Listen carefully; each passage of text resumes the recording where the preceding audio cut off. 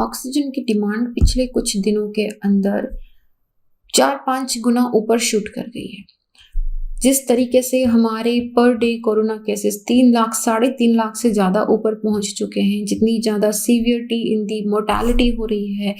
लेकिन आपने बहुत टाइम से कंटिन्यूसली न्यूज़ में पढ़ा होगा, हमने भी काफ़ी सारी वीडियो बनाए हैं विच कॉन्स्टेंटली आर सेइंग कि ऑक्सीजन की सप्लाई नहीं हो रही है। तो दिमाग में एक क्वेश्चन ये उठता है कि यार हमारा सबसे second most component in the air oxygen ही तो है, नाइट्रोजन, ऑक्सीजन, आर्गन। तो फिर ऑक्सीजन की सप्लाई कैसे नहीं हो रही है? तो हम आज बात करेंगे कि ये जो मेडिकल पर्पस के लिए ऑक्सीजन या जिसके लिए इतनी बात हो रही है कि हमारे पास ऑक्सीजन नहीं है, वो कैसे बनाया जाता है। और सेकंड, इस कमी को दूर करने के लिए इंडिया एयरलिफ्ट कर रहा है। जो क्रायोजेनिक ऑक्सीजन टैंक्स होते हैं वो यूएई से भी हमने करे हैं, air force is also helping. और इसी में इंडिया ऑक्सीजन जनरेटर प्लांट्स, ये मोबाइल ऑक्सीजन जनरेशन प्लांट्स हैं, पूरे ऑक्सीजन बनाते हैं पूरे प्लांट से, इनको एयरलिफ्ट करा जाएगा जर्मनी से और उनको इंडिया में लाया जाएगा ताकि जो सप्लाई की कमी हो रही है उसको मीट करा जा सके। बहुत सारे हॉस्पिटल्स, बहुत सारे like government, even the Delhi government has also said कि हमारे पास सिर्फ इतने घंटे की ऑक्सीजन सप्लाई बची है। ऐसे में जो टैंकर्स आते हैं पहले उनकी पूजा होती है, फिर वो पेशेंट के पास जाते हैं और जो टैंकर बचते हैं उसे लीकेज हो जाता है। तो ऐसे में ऑक्सीजन सप्लाई है नहीं। फिर वही क्वेश्चन कि कॉम्पोजिशन ऑफ एयर में 21% ऑक्सीजन है, तो ऑक्सीजन क्यों नहीं मिल रहा है? क्यों इतने सारे लोग हवा के लिए, ऑक्सीजन के लिए, इसकी कमी से इतने सारे लोग कोविड में like they are dying at a very high rate and because they don't have the oxygen. So ये ऑक्सीजन बनती कैसे है इसके बारे में हम बात करेंगे।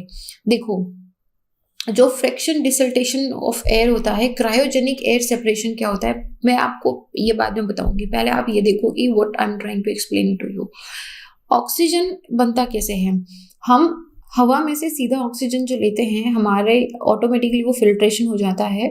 लेकिन कभी कभी आपके जो लंग्स, जब जैसे कोरोना के अंदर हमारे जब लंग्स कंप्लीट एफिशिएंसी वर्क नहीं करते, कंप्लीट कैपेसिटी वर्क नहीं करते हैं, तो वी गैस फॉर ऑक्सीजन की सांस नहीं आ रही है, राइट, ऑक्सीजन नहीं मिल रही है। तो ऐसे के अंदर उनको प्यूरिफाइड ऑक्सीजन देना पड़ता है। तो वो प्यूरिफाइड ऑक्सीजन जो है वो हम करते एटमॉस्फेयर से एक्सट्रैक्ट है, हम उसे 100% प्योर ऑक्सीजन बना के उसको दिया जाता है पेशेंट को।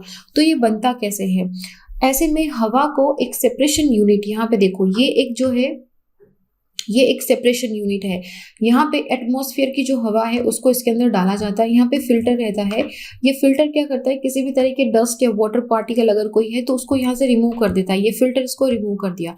अब ये एयर, ये प्यूरिफाइड नहीं है, बस ये फिल्टर्ड एयर है। ये फिल्टर्ड एयर जब एक कंप्रेशर में जाती है, ये कंप्रेशर इसको कंप्रेस करता है, मतलब इसको ज्यादा प्रेशर में। कंप्रेस का मतलब क्या होता है कि पहले अगर इतने क्यूबिक में पूरी एयर थी, अभी इसको हमने रिड्यूस करके इतना क्यूबिक कर दिया है, तो ये एयर यहाँ पे कंप्रेस्ड हो गई है। और जब एयर कंप्रेस होती है तो वो हीट अप हो जाती है। तो हीट अप होने के बाद क्या होगी कि गर्म हवा को हम ठंडा करेंगे। तो यहाँ पे नाइट्रोजन की सप्लाई के साथ में यहाँ पे नाइट्रोजन एक कॉइल लगा होता है। इस नाइट्रोजन कॉइल इस पूरे ये जो आपको दिख रहा है चेन, इसके थ्रू होता है। तो ये जब गर्म कंप्रेस्ड हवा इस नाइट्रोजन कॉइल से होके, नाइट्रोजन -196 डिग्री सेल्सियस तक ठंडा होता है। -196 डिग्री सेल्सियस बहुत ठंडा होता है, ठीक है। तो ये कंप्रेशन से निकली हुई गर्म हवा को यहाँ पे ठंडा करता है। ये ठंडा होके जब ये एयर निकलती है तो ये यहाँ पे वापस इसकी कूलिंग होती है। कूलिंग के बाद क्या होगा कि हम इसको हीट एक्सचेंजर में डालते हैं। यहाँ पे कूल हो गया, फिर हम इसको डालते हैं एक्सपेंशन टरबाइन के अंदर। यहाँ पे जब जब एयर कूल होती है तो वो लिक्विफाई हो जाती है। ये लिक्विफाइड जाएगी कहाँ पे? यहाँ पे एक्सपेंशन टरबाइन के अंदर। यहाँ पे हम इसको डीकम्प्रेस करेंगे, ज़्यादा डीकम्प्रेस नहीं करेंगे, बल्कि यहाँ पे ये डीसिल्टेशन प्लांट होता है, ये डीसिल्टेशन कंप्रेशर होता है। यहाँ पे हम इसको गर्म करते हैं। अभी बिल्कुल इसको बॉईल नहीं करना है, लेकिन मेजर पॉइंट क्या याद रखना है कि अभी हमने क्या करा है, एयर को सिर्फ कंप्रेस करा है, उसको लिक्विफाई करा है और उसको फिल्टर करा है। फिल्टर करा, कंप्रेस करा, लिक्विफाई करा। उसके बाद वो जितना भी मटेरियल था, जितनी भी हमारी एयर थी, यहाँ पे मेरी एयर है, इस एयर के अंदर क्या परसेंटेज है? नाइट्रोजन है सबसे ज्यादा, ऑक्सीजन है और आर्गन है, बाकी बहुत ही छोटी परसेंटेज में होते हैं। Now nitrogen, oxygen and argon, इन तीनों का जो बॉइलिंग पॉइंट होता है वो डिफरेंट होता है। यहाँ पे देखो मैंने लिखा है ऑक्सीजन का जो बॉइलिंग पॉइंट है वो -183 होता है और नाइट्रोजन का जो बॉइलिंग पॉइंट 1 एटम पे है वो 195 डिग्री सेल्सियस होता है। तो आई थिंक ये आपको पता होगा कि 195 पॉइंट -195 डिग्री सेल्सियस जो है वो -183 डिग्री सेल्सियस से काफ़ी ठंडा है, राइट? क्योंकि ये माइनस में है तो नेगेटिव में बड़ा नंबर मतलब ज़्यादा बड़ा नेगेटिव है, ओके? जैसे कि ये 0 है तो -5 इज स्मॉलर देन -1, ओके? तो -195 डिग्री सेल्सियस और -183 डिग्री सेल्सियस। तो जैसे ही हम यहाँ पे इसको गर्म करना स्टार्ट करते हैं तो यहाँ पे ये नाइट्रोजन जैसे ही -195 डिग्री सेल्सियस पे पहुंचेगा टेम्परेचर, ये नाइट्रोजन लिक्विड से वापस गैस में बन जाती है और ये यहाँ पे अलग से इस पाइप से निकाल के नाइट्रोजन को कैप्चर कर लेते हैं। बची आर्गन और ऑक्सीजन। आर्गन जो है इसका अराउंड 180-181 होता है, ऑक्सीजन का 185 के आसपास होता है, तो दोनों में ज़्यादा डिफरेंस नहीं होता है। लेकिन फिर भी हम यहाँ से जनरली आर्गन को सेपरेट कर लेते हैं और आर्गन का काम होता है जैसे स्मेल्टिंग के अंदर, आयरन एंड स्टील इंडस्ट्री में या जो वेल्डिंग करते हैं ना, तो उस वेल्डिंग के अंदर आर्गन का यूज होता है। उसके बाद में यहाँ से ऑक्सीजन को हमने सेपरेट कर लिया है। जैसे ही -185 या 182 डिग्री सेल्सियस के पास टेम्परेचर पहुंचेगा, ऑक्सीजन हमको यहाँ से मिल जाएगी। अब इस ऑक्सीजन को क्या करते हैं, आप इसे डायरेक्टली यूज नहीं कर सकते और इसको आपको कंप्रेस करके रखना पड़ेगा और जब कंप्रेशन होता है तो वो लिक्विफाई हो जाती है। तो अलग से क्रायोजेनिक टैंक होते हैं, बहुत ही स्पेशली मैन्युफैक्चर्ड होते हैं वो टैंक।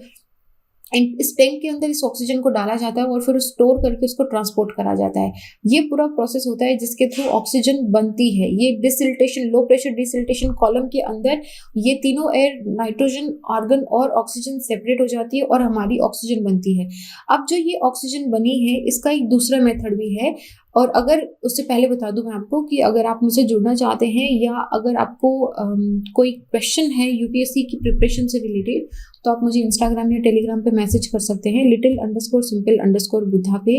और देखिए कोविड के मामले में ऑक्सीजन की क्योंकि सप्लाई बहुत कम है, डिमांड बहुत ज़्यादा आ रही है, तो ऐसे में आप किसी भी तरीके से अगर हेल्प कर सकते हैं, अगर आप किसी को जानते हैं, अगर 4-5 कॉल करने से किसी की जान बच सकती है, किसी की सिचुएशन सही हो सकती है, तो प्लीज उसमें हेजिटेट मत करिए। पता है ये सबसे अच्छा मौका है कि specially if you are becoming a civil servant, तो इससे अच्छा देश की सेवा करने का मौका कभी नहीं मिलेगा। तो थोड़ा सा एफर्ट करिए, हर दिन थोड़ा एफर्ट करिए, अपने कॉन्टेक्ट्स बनाइए जिन लोगों को ज़रूरत है वाकई में, क्योंकि इंसान हमेशा ज़रूरत में ही पूछता है ना। तो जब भी ज़रूरत है किसी को तो उसकी मदद कीजिए, आपको बहुत अच्छा भी लगेगा मदद करके। तो अगर इसी तरह का अगर आपके पास कोई क्वेश्चन है या जहाँ तक मुझसे हो सकेगा मैं भी मदद करूँगी। If there is anything please drop me a text on the Instagram. And दूसरा मेथड होता है, तो डिसिल्टेशन का देख लिया। दूसरा मेथड होता है ऑक्सीजन कॉन्सेंट्रेटर का। ऑक्सीजन कॉन्सेंट्रेटर क्या करता है कि ये ऐसे एरिया में जहाँ पे हाई प्रेशर सिलेंडर जो होते हैं, जो आपने ऑक्सीजन के सिलेंडर देखे होंगे, अभी आगे भी देखेंगे, उनको ले जाना सूटेबल नहीं होता है, तो इस तरह का एक डिवाइस होता है। ये डिवाइस क्या करता है कि ये कमरे में से ऑक्सीजन को लेगा, उस ऑक्सीजन को कंप्रेस करेगा, ऑक्सीजन कमरे में से एयर लेगा, ऑक्सीजन नहीं लेगा, उस रूम में से एयर लिया, उसमें से ऑक्सीजन को कंप्रेस करा, नाइट्रोजन को एक्सट्रैक्ट कर देता है, फिर finally it adjust the way कि एयर को वापस उसके पास कैसे पहुंचाना है। और ये प्यूरिफाइड एयर जो है यहाँ से निकाल के, यहाँ पे देखो ये तो हो गया, यहाँ पे पीछे से एक पाइप निकलता है, वहां से इसको डिलीवर करा जाता है। सो ये होता है ऑक्सीजन कॉन्सेंट्रेटर। तो इसकी जो डिमांड है वो भी काफ़ी है और इसकी सप्लाई अभी इंक्रीज करी जा रही है। इंडिया में ऑक्सीजन रिजर्वॉयर फास्टली डिप्लीट हो रहे हैं। काफ़ी सारे ऐसे स्टेट है जहाँ पे ऑक्सीजन सिलेंडर के लिए लूट मची हुई है, हॉस्पिटल्स ने हाथ खड़े कर दिए, डॉक्टर्स ने हाथ खड़े कर दिए और कोविड पेशेंट्स जो हैं वो बेड पे ब्रेथलेस हैं और उसकी वजह से बहुत सारे कोविड पेशेंट्स की डेथ हो गई है। ऑक्सीजन लीकेज महाराष्ट्र में जब हुआ तो उससे 22 पेशेंट की डेथ हो गई थी। मतलब this is a huge data कि सिर्फ ऑक्सीजन की सप्लाई की वजह से अगर किसी इंसान की जान जा रही है तो उससे बुरा क्या होगा। तो ऐसे में ऑक्सीजन डिमांड जो है, क्यों इंडिया इतने बड़े क्राइसिस से गुजर रहा है, हम बोल रहे हैं कि हमारे पास सफिशिएंट डिमांड थी, सफिशिएंट सप्लाई थी हमारे पास। तो कुछ वीक पहले ही सेंट्रल गवर्नमेंट ने बोला इंडिया जो है वो लगभग जितना हमारा डेली प्रोडक्शन होता है ना उससे 60% कम ही यूज कर सकता है, 60% से ज्यादा यूज नहीं करता है। और हमारा डेली प्रोडक्शन कैपेसिटी कितना है 7,127 मेट्रिक टन, इतना हमारा डेली प्रोडक्शन है। तो 12 अप्रैल 2021 को मेडिकल ऑक्सीजन का जो कंजप्शन डिमांड है, 12 अप्रैल की बात कर रही हूँ मैं, ये था 3,842 मेट्रिक टन, ये मेडिकल ऑक्सीजन कंजप्शन था। उसमें से 54% of the daily production capacity है। तो हमने कहा ठीक है, चल रहा है, और हमने बोला कि हमारे पास 50,000 मेट्रिक टन जो है वो एक्सेस में स्टॉक में भी है। तो फिर क्या हो गया, हॉस्पिटल वाले, स्टेट गवर्नमेंट क्यों बोल रही है सेंटर को कि ऑक्सीजन दो, the people are dying because they don't have the oxygen. When you are saying कि 50,000 मेट्रिक टन सेपरेशन में हमारे पास स्टोरेज में पड़ी है, then why there is no supply for oxygen. Reason जो है वो है डिमांड का और सप्लाई का। एक्चुअल अवेलेबिलिटी जो है ना वो बाइनरी प्रोडक्शन और रिक्वायरमेंट से बहुत कॉम्प्लिकेटेड है। इंडिया का डेली प्रोडक्शन बोल दिया इन्होंने कि 7,127 मेट्रिक टन है, प्रोड्यूस होता है, लेकिन एक bulk is produced in dedicated cryogenic air separator, और उसमें से मैन्युफैक्चरिंग ऑक्सीजन जो है वो हाई प्योरिटी की होती है। बहुत ही सिंपल साइंस है इन प्लांट्स के बिहाइंड में। मैंने आपको बताया कि कैसे हम ऑक्सीजन बनाते हैं हम, तो उसके बाद में जितनी भी, लेकिन प्रॉब्लम क्या है कि ये जो क्रायोजेनिक डिसल्टेशन से जितनी ऑक्सीजन हमको मिल रही है ना, वो सारी की सारी ऑक्सीजन एकदम प्यूरिफाई नहीं होती है, और उसका आप सारी ऑक्सीजन को मेडिकल पर्पज के लिए यूज नहीं कर सकते हो। उसमें से मैक्सिमम पोर्शन जो है वो इंडस्ट्रियल सप्लाई के लिए चला जाता है। तो गवर्नमेंट ने बोला हमने रोक दिया, हमने मैन्युफैक्चरिंग के अंदर ऑक्सीजन की डिमांड होती है, तो हमने मैन्युफैक्चरिंग में ऑक्सीजन की डिमांड, ऑक्सीजन की सप्लाई को बिल्कुल रोक दिया है, सिर्फ 9 इंडस्ट्रीज के अलावा। 9 इंडस्ट्रीज हैं ये वाली, इनको पढ़ना जरूरी नहीं है, इंपॉर्टेंट देख लो। Pharmaceutical, steel plant, petroleum refinery, nuclear energy, oxygen cylinder manufacturer की खुद की industry, waste water treatment, food and water purification, ये 9 इंडस्ट्री थी। उन्होंने बोला कि इनके अलावा बाकी किसी भी मैन्युफैक्चरिंग इंडस्ट्री के अंदर ऑक्सीजन की सप्लाई नहीं होगी, सारी की सारी ऑक्सीजन जो है वो मेडिकल की तरफ डाइवर्ट करी जाएगी। लेकिन ये 9 इंडस्ट्रीज जो है ये 2500 मेट्रिक टन, 7,127 तो टोटल है, उसमें से 2500 मेट्रिक टन ये 9 इंडस्ट्रीज लेके जा रही है। पीछे बचा 4600 मेट्रिक टन जो मेडिकल यूज के लिए होता है। नाउ डिमांड जो है वो 8,000 मेट्रिक टन तक इंक्रीज हो गई है, जितना हमारा टोटल प्रोडक्शन नहीं है। और मैन्युफैक्चरिंग इन 9 इंडस्ट्रीज में देने के पास हमारे पास बचा कितना, सिर्फ 4600 मेट्रिक टन। डिमांड कितनी है, 8,000, डबल डिमांड है, हाफ सप्लाई है। तो ऐसे में इंडिया की जो daily requirement of medical oxygen है वो करंटली मोर देन 70% है, और उसमें से भी that has been exempted from the industrial use, तो 46 मेट्रिक टन हमारे पास है। तो फिर बोला कि अच्छा आपके पास 50,000 का जो मेट्रिक टन का रिजर्वायर था उसका क्या हुआ, तो वो ये जो डिमांड और सप्लाई का गैप था उसको फिल करने में कंप्लीट हो गया। 3400 मेट्रिक टन जो है, लाइक आप देख लो 8,000 में से 4600 माइनस करो कितना हुआ, 3400 हुआ ना। तो 3400 मेट्रिक टन जो है ये barely 2 वीक चलेगी, 2 वीक की नीड है ये, based on the current demand. इसकी सप्लाई भी खत्म हो जाएगी। तो हम अज्यूम कर रहे हैं कि ये पूरी की पूरी अगर मेडिकल पर्पज के लिए यूज भी हो गई ना, तो भी डिमांड की पूरी नहीं होगी। तो ऐसे में 40, मतलब आप ये देखो कि hospitals, even hospitals, the government, the doctors, everybody is saying कि we only have 45 minute of the oxygen, we are begging you कि गिव अस द ऑक्सीजन। तो ऐसे में oxygen, it's not just about, ऐसा नहीं है कि सप्लाई नहीं है, डिमांड एंड सप्लाई के अलावा भी केसेस हैं। इंडिया में आप देखोगे ना तो 80% तक का जो ऑक्सीजन है वो इन स्टेट्स के अंदर, महाराष्ट्र, गुजरात, झारखंड, उड़ीसा, तमिलनाडु, कर्नाटका, केरला, वेस्ट बंगाल, यहाँ पे प्रोड्यूस होता है। और ज्यादा कोविड केसेस आपको कहाँ पे मिल रहे हैं, महाराष्ट्र, गुजरात के अलावा दिल्ली, मध्य प्रदेश, बिहार, और यहाँ पे कोई सिग्निफिकेंट ऑक्सीजन का प्रोडक्शन नहीं होता है। तो ये जो अनइवन डिस्ट्रीब्यूशन कंट्री के अंदर है ये काफी ज्यादा सीरियस है, और इसके साथ में लॉजिस्टिक चैलेंजेस भी है कि ये 80% चलो ठीक है, ये स्टेट तो प्रोड्यूस करते हैं ना, ये दे देंगे, लेकिन this transportation, this logistic, this storage of the oxygen, उसको ट्रांसपोर्ट करना भी इजी नहीं है, क्योंकि ऑक्सीजन को ट्रांसपोर्ट करने के लिए स्पेसिफिक व्हीकल चाहिए होते हैं, स्पेसिफिक क्रायोजेनिक सिलेंडर्स चाहिए होते हैं। तो वो सिलेंडर्स अभी तक उसको बनाने में, उसकी मैन्युफैक्चरिंग के अंदर भी टाइम लगेगा, फिर उसको सप्लाई करने में टाइम लगेगा। और यहाँ पे अगर थोड़ा सा गैस लीकेज हो जाता है, अगर ऑक्सीजन लीकेज हो रहा है, तो so many people are dying instantly. ऐसे में अगर नॉर्मल ऑक्सीजन नीड जो है it is limited to 300 metric ton और 400 मेट्रिक टन, तो हमारा इंफ्रास्ट्रक्चर उस चीज के लिए ट्यून्ड है, हम एडजस्ट कर सकते हैं। लेकिन अगर डिमांड सप्लाई एक्सपोनेंशियली ऊपर चली जाती है जैसे कि अभी चली गई है, तो इंफ्रास्ट्रक्चर ओवरनाइट चुटकी में नहीं हो सकता है। आप ओवरनाइट यहाँ पे सिलेंडर्स नहीं बना सकते, ओवरनाइट ऑक्सीजन नहीं कर सकते। तो दीज आर द थिंग्स जो गवर्नमेंट को पहले से ध्यान रखनी चाहिए कि अगर केसेस राइज हुए, अगर ऑक्सीजन की डिमांड हुई, learning from the other countries, बाकी कंट्रीज से ये चीज सीखे कि अगर इसकी डिमांड हुई तो मैं सप्लाई कहाँ से करूंगा, और सप्लाई के लिए मुझे इंफ्रास्ट्रक्चर चाहिए होगा, so from where I am going to do that. तो ये सारी चीजें होती है जो पहले से प्री प्लान्ड होती है, which could not do.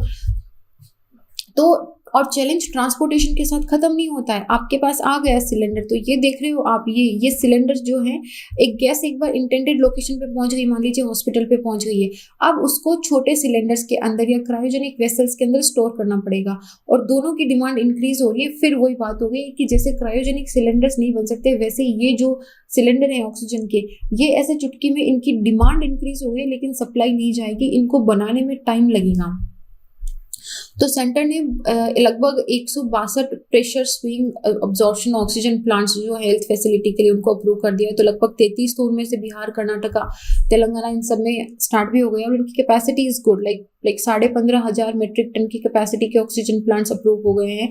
So we just hope कि बहुत जल्दी स्टार्ट हो जाए। और इसके साथ ही में हमारे इंडियन रेलवे ने ऑक्सीजन एक्सप्रेस करके कमिटमेंट करा है कि जो एक ग्रीन कॉरिडोर पे ऑक्सीजन सिलेंडर्स है उनको अक्रॉस द कंट्री इस तरीके से कैरी करा जाएगा। ये होते हैं ऑक्सीजन के स्पेसिफिक सिलेंडर्स, इनमें एक पर्टिकुलर टेम्परेचर मेंटेन करना होता है, प्रेशर मेंटेन करना होता है, तो they are very specifically designed. इसके साथ ही डिफेंस मिनिस्ट्री जो है वो 23 mobile oxygen gas generating plant, पूरे प्लांट को एयरलिफ्ट करके इंडिया में लाके स्टैब्लिश करा जाएगा, ताकि हमारी जो ऑक्सीजन की डिमांड है उसको मीट करा जा सके। और हर एक प्लांट का जो कैपेसिटी है वो 40 लीटर ऑफ ऑक्सीजन है। इसका मतलब है कि हर घंटे में 23 प्लांट के साथ में हमको 24 लीटर पर घंटे में मिलेगा, which is a good thing. तो अभी जो इतना डिमांड क्रंच हो रहा है वो कम हो जाएगा। इसके साथ में जर्मनी की कंपनी है लिंडे और टाटा, इन दोनों ने मिलकर 24 ऑक्सीजन ट्रांसपोर्ट टैंक जो है उनको इंडिया में एयरलिफ्ट करवाने का बात करा है, ताकि इंडिया में जो इंक्रीजिंग ट्रांसपोर्टेशन कैपेसिटी उसको इंक्रीज करा जा सके, और सीधा उन ट्रांसपोर्टेशन टैंक्स को जहाँ पे कोविड-19 के हॉटस्पॉट्स है वहाँ पे लाया जाएगा और वहाँ से हॉस्पिटल्स में डिस्ट्रीब्यूट करा जाएगा। ओके, सो दिस इज की सबसे बड़ा क्वेश्चन यही था कि ऑक्सीजन को बनाते कैसे हैं और उसके बाद में क्या कर रही है गवर्नमेंट। तो ये this is what which is lacking into the demand and supply, the logistic challenges and so many things. So just hold on to it. This shall pass too, and we'll just get through. आप ध्यान रखिए अपना, घर से बाहर मत निकलिए जब तक जरूरी नहीं हो। Be a couch potato, be a couch potato, save lives, be a superhero, stay home, watch Netflix, watch Study IQ, watch any thing, read your books, just sleep a lot, work out, meditate, do some yoga, but stay home, wear your mask until unless it is not extremely important, क्योंकि in even very close people to me also, very close relatives to me also, they are really struggling very hard with the corona, and the situation is like extremely grim. So this is my very very sincere request to you all कि please घर पे रहिए, अपना ध्यान रखिए, बिल्कुल हल्के में मत लीजिए, मास्क पहनिए और अपने चेहरे को अपनी आंखों से कहीं टच मत करिए, बार बार सैनिटाइज करिए, बचाव ही इसका उपाय है। And with that note, that is it. और अगर आप मुझे कांटेक्ट करना चाहते हैं तो मुझे इंस्टाग्राम पे little_simple_बुद्धा पे जुड़ सकते हैं। This is it, I will see you guys in the next video. तब तक अपना ध्यान रखिए। जय हिंद।